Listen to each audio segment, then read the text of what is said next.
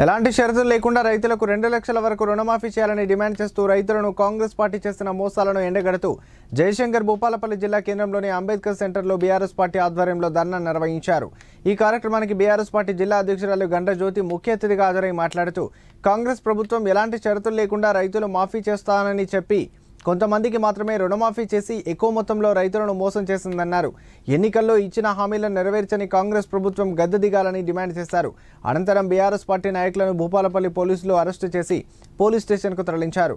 కార్యక్రమంలో BRS party urban అధ్యక్షుడు కటకం Janardhan, BRS party కౌన్సిలర్లు, నాయకులు, కార్యకర్తలు, మహిళా నాయకులు పలువురు పాల్గొన్నారు।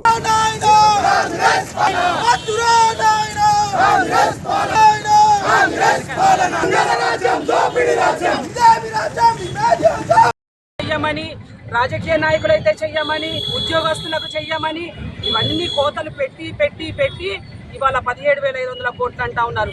మరి ఇవాళ అదే 17,500 కోట్లు పడ్డాయా అంటే పడలేదు అని వాళ్ళ క్యాబినెట్ మినిస్టర్సే మరి ఉత్తమ్ కుమార్ రెడ్డి గారు, భట్టి గారు ఇవాళ మరి 7,500 కోట్లు మాత్రమే ఇవాళ రైతుల ఖాతాలలో పడ్డాయని చెప్పడం జరుగుతూ ఉన్నది। మరి ఇంకొక మినిస్టర్ కాదు ఉత్తమ్ కుమార్ రెడ్డి గారు ఏం చెప్తా ఉన్నారు, ఇవాళ అందరికీ రుణమాఫీ జరగలేదని వారు చెప్తా ఉన్నారు।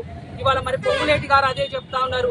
మరి మంత్రులు ఒక మాట మాట్లాడటం, ఇటు ముఖ్యమంత్రి గారు ఒక మాట మాట్లాడటం, ఇది ప్రభుత్వమా, ఇది ఏంది, అసలు ప్రజల మీద చిత్తశుద్ధి ఉందా లేదా, రైతులని వాళ్ళ గోస పెట్టుకునేటువంటి ఈ ప్రభుత్వం ఖచ్చితంగా రేపు రాబోయే రోజులలో ఇవాళ పెట్టిస్తా ఉన్నాడు కదా।